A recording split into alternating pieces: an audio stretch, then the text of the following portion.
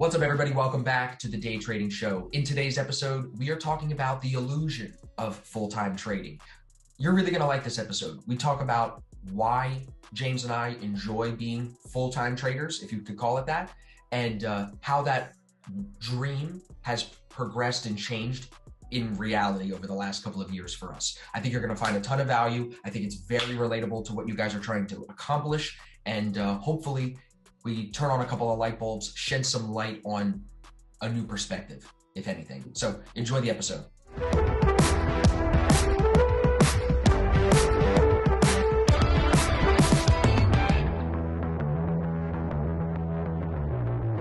Why do you think most people get into day trading? I think because of the time, to be in control of their completely in control of their time and determine how they spend their day. That's why I think most people get into day trading. And then of course the monetary benefits of it. Which I think they go hand in hand, like the time control and then the money benefits go hand in hand. But you think that's the main attraction for people? I think it's a part of that. I think it's partially the time appeal of like you said, owning your own schedule. But I also think the idea that you don't have someone telling you what to do, you don't have to report to somebody, you don't have to do anything that you don't want to do once you reach a certain point of success.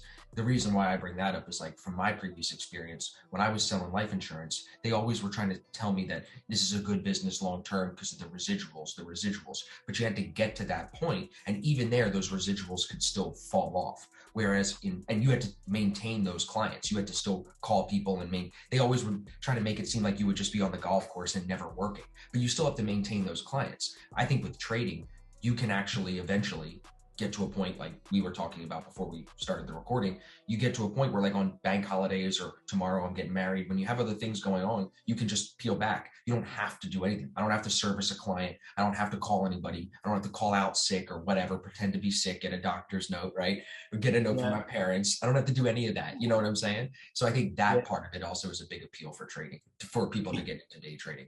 What do you find now that you've been coaching a lot of people? What do you find is like the main motivator for people to stay in trading? Because we know most people don't make money off the jump. So as they come in and they are not doing well, what do you think motivates them? Is it that same underlying reason, or do you think they find new motivation along the way?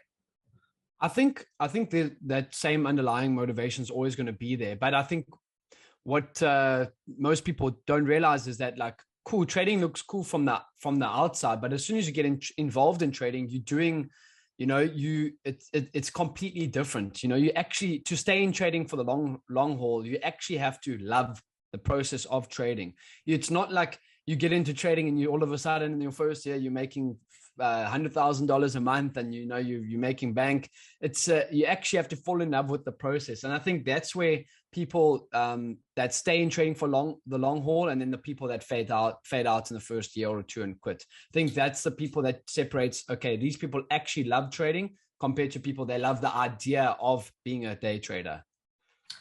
Yeah, and I think a lot of people love the idea of being a day trader.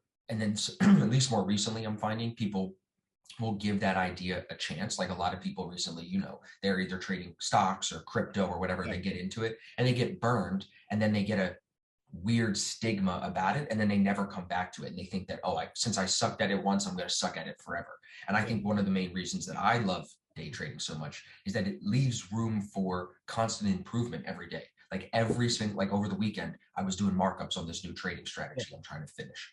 This idea of like coming up with new ways to make money, creating new opportunity, that is such like a motivating thing to me. It again goes back kind of to the point of no cap on the income, no cap on the trade ideas, no cap on any of that. It's unlimited. So I think that's a big thing for me. Would you agree that like that being in a career that allows you to constantly grow is something that you like? I mean, it's similar to sports, going to our previous episode. Like in sports, every day, you're not going to be your best. You've got to constantly be working towards your best, right? 100%. I agree. And this goes back to what, the guys at S&B and Mark Bellafiore say, you can always be better than you were the day before. I also think another thing why most people like to get into day trading is the fact that it's tough. Not many people can do it full time. And it's like a challenge, kind of like, and what do people like? They like the ego being stroked. I can do something that only 10% of people make money trading, it's something that can also be a reason. But I know that we don't normally prep for our episode. We just kind of go with the flow, and it's like a conversation, like if me and you were in person, which we will hopefully do in the near future. But the three things, I know we wrote down three things. The three things for me was, when we can touch on every single one of them, was first of all that you're relying solely on yourself. So like for me, I don't have to rely on Austin doing his markups for me to become a better trader. I have to do my markups so I can improve as a trader. I have to spend time at the desk. I have to engage in trading content. I have to do this and that to improve every single day. And then the second one was time, which we were talking about. Like today is a bank holiday in the United States. I believe it's President's Day. So, the markets can be slow and choppy today. So I just woke up a bit later, went to gym, and then I was on the live with you guys in the Black Shirt Club chat. But other than that, just kind of chilling today. And then the last one for me, I think, to be honest, I think this is like the coolest one for me, is that you can create generational wealth. There's no upside. As you're saying, there's no cap to the upside. The more money you have, the more money you can make. Like 1% gain on $100,000 accounts, $1,000, but a 1% gain on $1 million trading accounts, $10,000. So the more money you have, the more money you're able to generate and make. And I think that's why the rich get richer and the poor get poorer, is because it just becomes easier the more money you have at your disposal. But I think creating generational wealth for me and my family, and I want my great grandchildren to be like, James made that day trading shit work, and that's why the Bruce family is in such a great steed, going forward and into the future. But I don't know, that motivates me. No, I think it motivates a lot of people, probably a lot of the listeners, even me. I think we have to be more clear though. That I'm going to guess, I've never asked you, but tell me if I'm wrong. Sure. Creating generational wealth doesn't necessarily have to all come from trading. Trading is the stepping stone to getting to bigger. I agree. Pools of maybe, money. Yeah, maybe as you do retail, real estate. Real estate, sorry, and 100%, it's like a stepping stone. Sorry. Yeah, no, it's okay. I think that this is what people maybe get a little confused with, or maybe just have the wrong idea about. They think that we just want to be day traders forever. And I had this tweet last week, and I was saying, would you trade if you had $100 million in the bank? And a lot of people said no. And I really believe that, bro. I think a lot of people would not trade if they had a lot of money in the bank. We trade to get the bread, and then it's our job to learn how to redeploy the bread, where I would say a good chunk of it should go into your own trading. But then as you make money trading, you should be trying to break that profit off into other investments. Yeah, you've got to diversify. Because like, let's be honest and critical about me, if anything, right now. My income comes from one source, trading. Whether it's my income from actually trading, my own money, my prop firm splits, my course sales, my coaching sales, it's all trading related. So some people would look at me and be like, bro, you've got multiple streams of income because you could trade and make money, you can sell course. I don't look at it that way. To me, it's all one stream of income. So for myself, I still got a lot of room to grow. I've got to diversify as time goes on, and that's what makes you wealthy, not just rich. You can get rich, I think, in trading. I've how do I say this correctly?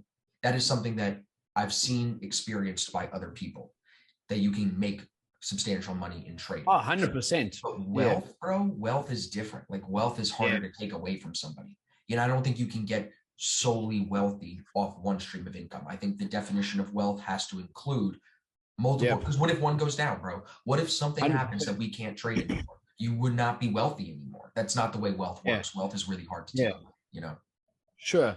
Yeah, 100%. I definitely agree. Like my girlfriend's dad, Amanda's dad, and my dad are both an accountants by profession. So they got their own businesses, and they've probably got over 6 or 7 different forms of income. So like from completely different things. They got the accounting practice, and they got like financial advisory, so many different things. So I definitely agree. And I think also like, it's a tough one when you said if you had 100 million, would you still trade? I think I would still trade, but not as much, like maybe once a week. And then I'd probably want to go do something else like for the rest. I definitely think that trading is a stepping stone, and not to say that you can't make 100 million trading, because look at the fund managers, like they make big money trading. But I think when you get to that sort of level, it's like Tom Basso says, he says that he he made it in trading, and then he was like, he kind of branched off and made his trading more simplified, that he can come to the desk once a day, find a trade, and then he can go do his golf, do his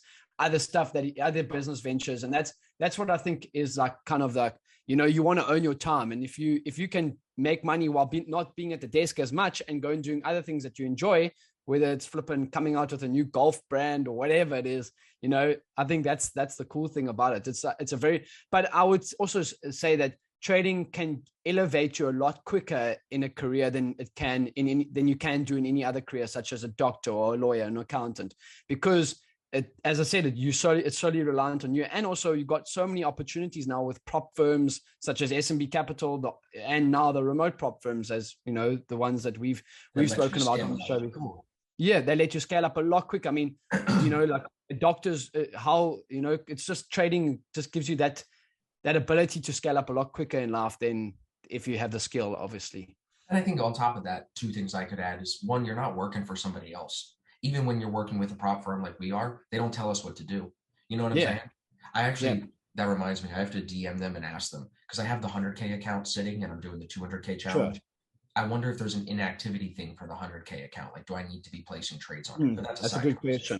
Yeah, I got it. But I mean, they don't. Yeah, but I mean, they won't. It's not like they're telling you have to trade today, Austin. Right. Yeah. Right. That was my point there. And I think if you understand basics of like what life is, money is not the most important thing. Time is like, I can never get the minutes that I spend talking with you on this episode back. They're being used. I've chosen to give them here to the YouTube community and to the trading community that listens to us. That's almost more valuable than, in my opinion, than money, because I'm giving you something that I can never get back. I can figure out a way to make money, bro. You know what I'm saying? I read it 100%, but it's like, I read a I don't know if it was on YouTube or Facebook or Instagram. There was a debate on, how people have debates in the comment section. Mm-hmm. And what the question, and one of the guys questioned, like, would you sell this for an X amount of dollars? And the one guy commented, why would you sell it for something why would you give such a sentimental thing away for something as so common as money? And I was like, that is so true. Like, money is so common, but time and getting the time back, I mean, time is so precious. Like, as you're saying, like, money comes and goes. Money will always be here. It's how the world works. But your time, we can't get the time back now that we're doing on this podcast. We can't get the time back that we spent on the weekend if we lounged around and stuffed around and did nothing. We can't get it back. But money comes and goes and flows, and you can always get it back. Yeah, you can always get make more money. How important do you think that perspective is to have when it comes to trading? That perspective of money comes and goes, time is most important. How does that play into proper trading or success? I think it takes, it sounds cliche until you experience it. For me, I was always like so money focused on my trading and that, and then when I started to make like good money trading, I realized like, like, shit, I could lose $1,000 today. I could make it 5,000 tomorrow. Like it stopped. When I realized that, I was like, money, like, it comes and goes. Like, cool, you can lose a trade tomorrow. You can be down $2,000, $3,000. You can make it back in the next couple of days. And when you actually experience it for yourself, that's when you actually start to realize like, shit, there's a lot more important things in life than just making money. That's not the be all and end all of why we were put on this earth. So I think it takes people get into trading because of the monetary benefits and looks cool, and you can buy a Lamborghini, you can do whatever, but it's a lot more. There's a lot more to it that meets the eye. Do you think that you're spot on? Do you think that one of the main things now that you've been trading full time for a sustained period of time, do you think that something you notice now is that, and it's hard to notice before, that's why I phrased the question this way, but do you think you notice now more how important routine is off the chart to successful trading and to being your best person? And maybe when you were not trading full time, you didn't realize how important a good solid routine was. Is that fair? Or what do you think about that? Yeah, I think for now you have sure. the time is what I'm saying. You know what I mean? You've got the time to take it seriously and be in a routine and go to the gym and then hang out with family and then come back focused and then do back test. No one said, oh, you can't do your back testing today because you got to go to work. You know what I'm saying? Yeah, exactly. Yeah. You decide. That's the whole thing. Like for me, I've been doing this, like, this is my second year now trading full time. I decide what I'm doing, when I'm doing it. I don't have, like, that's, as you're saying, I've seen the value of making sure I'm in a routine. I know what I'm doing each day. I've checked on my calendar. Okay, cool. This is what time I want to go to gym. It's a bank holiday today. Cool. Can maybe sleep in a little bit more. But yeah, because you solely in control of everything. You not, as I said, you're not being dictated to by a boss that's saying, no, you have to clock in now at 8 o'clock this morning, Right. Yeah. With you having more free time, has that motivated you to move? And I mean, you are sharing your journey and sharing your trading like experience with other traders, but has it moved you in a direction of thinking about other streams of income, or are you still really focused on growing with the prop firms and scaling up the trading? So my goal is I want to get to a certain amount of dollars in my personal trading account, and then from there I want to start diversifying more. That's been my goal with Amanda, and I want to get to a certain level of personal capital outside of trading the prop firms and all of that type of stuff. I want to get to a certain amount of dollars in my personal trading capacity, and then from there I'll start diversifying more into looking at maybe buying some apartments here in South Africa, renting them out, that sort of thing. That's what one of my first things is going to be after I get to that level. But yeah, definitely. What were your list that you said that why you enjoy day trading for a living? What was your 3 or couple of points that you had? My number one is always time. Like I was saying before, just like the fact that nobody is telling me what to do or where to be, because that we're all moving closer towards death every minute of every day. Yep. You never know when it's coming, but that's the direction. That's the direction we're headed, bro. Whether we die at 40 or we die at 80 or 180, it doesn't matter. We're headed in that direction. So anything that takes away that time that I'm supposed to be using for myself, I don't like that. So I think the time is the number one, the most important thing for me that I enjoy and that motivated me to become a full-time trader. I think now though, like as time has gone on, where I'm seeing my focus is the wealth building side of things, like being able to say, okay, I'm going to continue to trade well. And now I'm actually setting myself up to invest in real estate. Whereas before it was more of like a dream. It was like, okay, I just got to make the money and then I'll get to it. Well, now the dream is becoming more like actionable. Like talking to real estate agents, doing more real estate investment research, talking to mortgage brokers because I'm self-employed and my income is from trading. So how am I going to get a mortgage? Because it's interesting. It's not like I have a regular salary. It is difficult. It's difficult. So like I'm curious about that whole process now more than ever. And I think the reason for that is because I've been able to give myself the time to let the brain go there.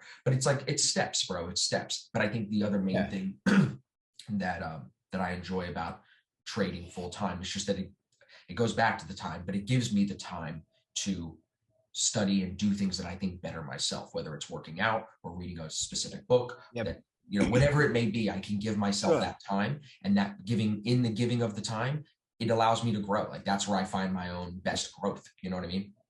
Yep, for sure. And I think like, if you guys are still, whoever's still listening to you, we really appreciate you. But I think the one thing that Austin and I want to also reiterate is that just because trading gives you this time doesn't mean we're stuffing around and doing nothing with it. Like we're still bettering ourselves. It's not like we're not like we're doing this to make time so we can sit at home and play PlayStation all day. You know what I'm saying? Like it's not like that. It's like more to do what actually, like what our other interests and that stuff that we want to pursue as well outside of trading. Whereas like you wanted with the wealth building and I know you into your yoga and all that type of thing stuff as well. So it's kind of like, there's two spheres to it. It's not like you have to play.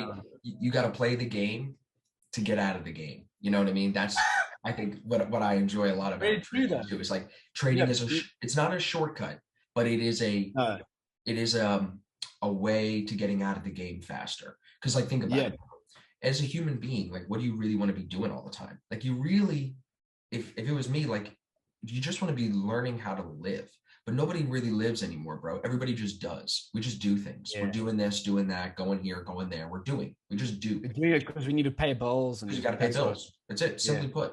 So how do you get back to being and less doing? You make enough money so that you don't have anybody telling you what to do and you can just be. Sometimes, and you don't have to worry about paying bills or where your next check's coming from. Right. Sometimes, like at the level that I'm at, and I would say you're probably similar, that looks like some days we just take off. Some days we go to the boat day. Some days go to the beach day, whenever I want. Like that's my flexibility now. Yeah. And golf and whatever. It's once in a while. It's not like every day I'm just doing nothing. You know what I'm saying?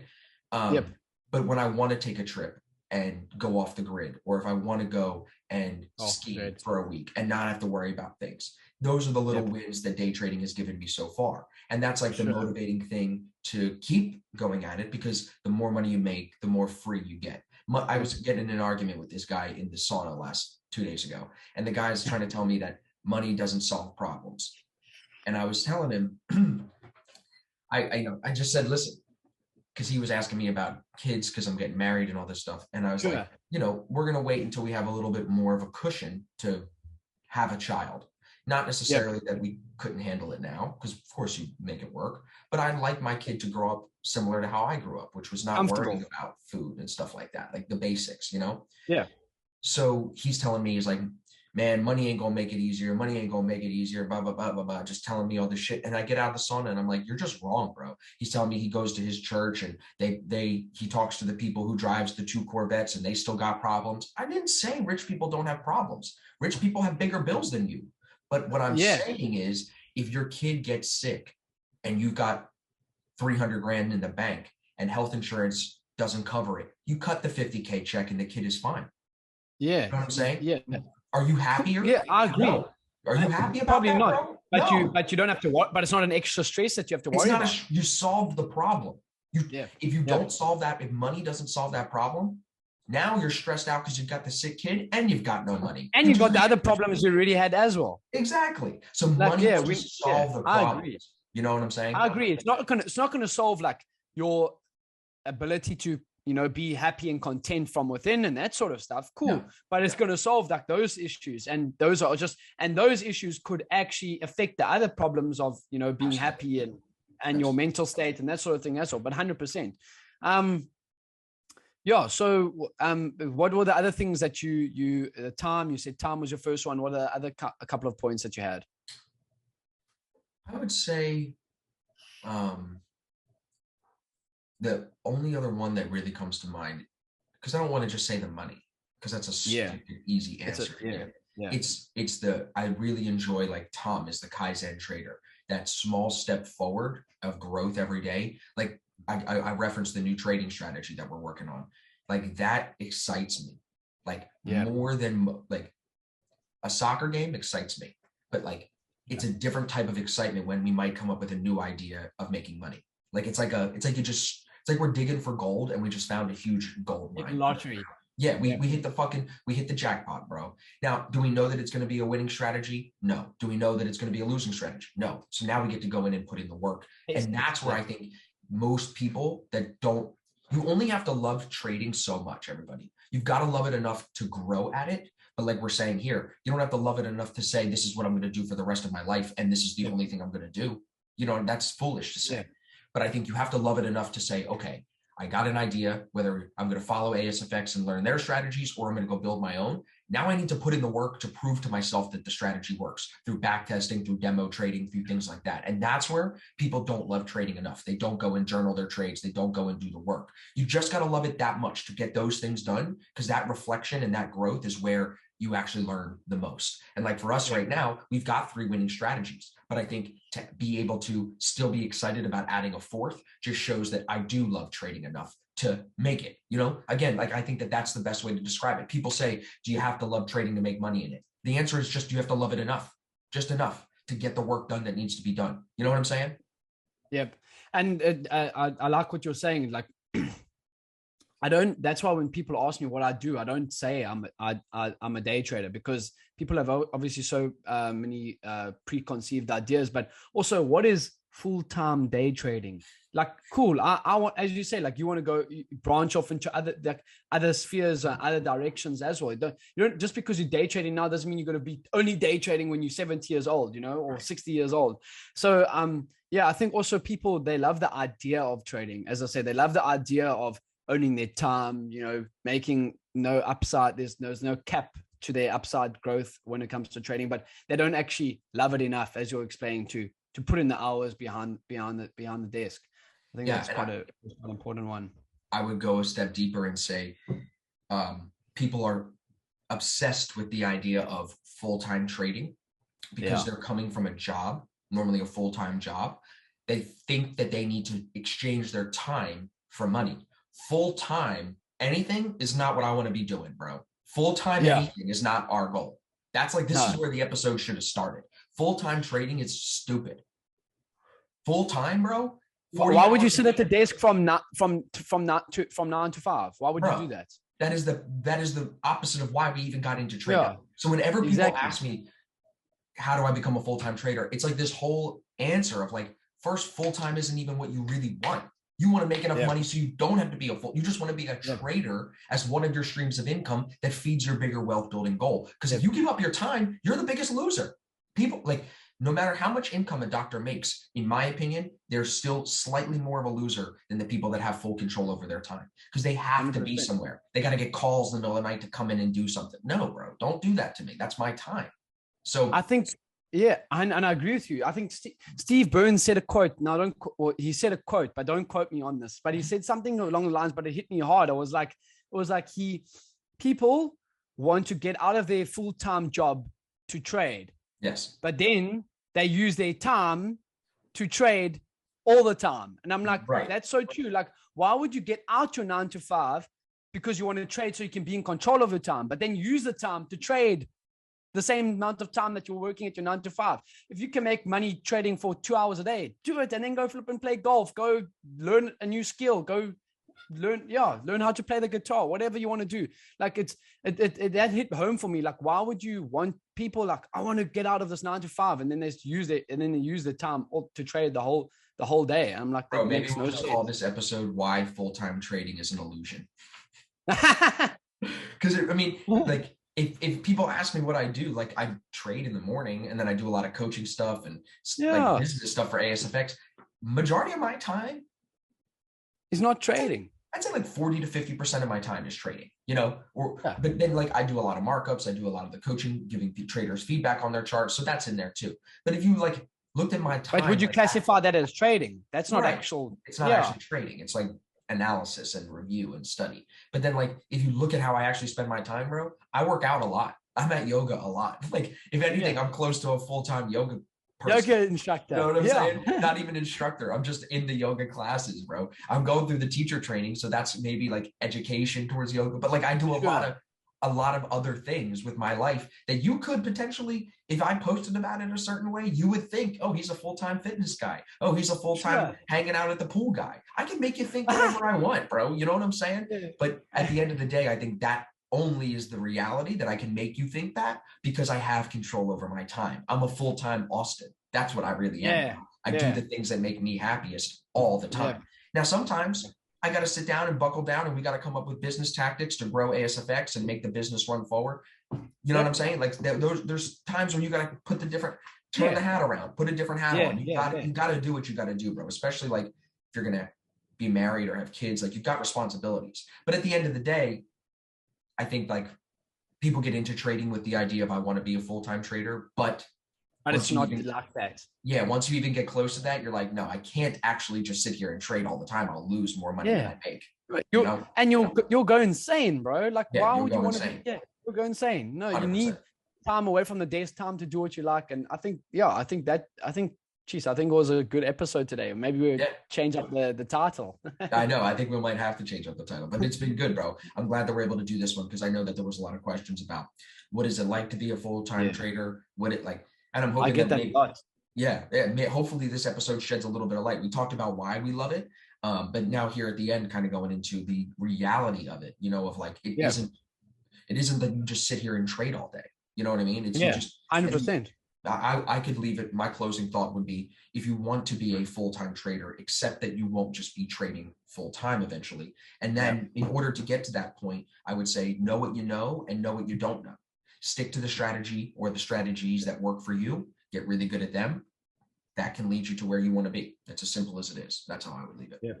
And I think my closing statements would be that, you need to put in the work to be able to get to a certain point that you are and that I'm at, and that we continue to work there. But just because we trade full time and we have other time to do other things doesn't mean we're not putting in the work. You still have to put in the work consistently, day in and day out. It's not like you get to a certain level and then you just stop and say, yes, I've mastered this thing and now I can, go do other things outside of trading. We're still putting in the work and putting in the time and effort, but it allows us doing that work allows us to branch off into other aspects of life that we enjoy as well. Exactly. Beautiful, bro. I love it. I appreciate you always. For everybody listening, watching, tuning in, we hope you guys are enjoying the podcast so far. This is episode 6 in the books. We've got some guests coming on in the next few episodes. That'll be exciting. Make sure you guys are subscribed. Drop a review if you enjoyed it, and we will see you guys in the next video/podcast.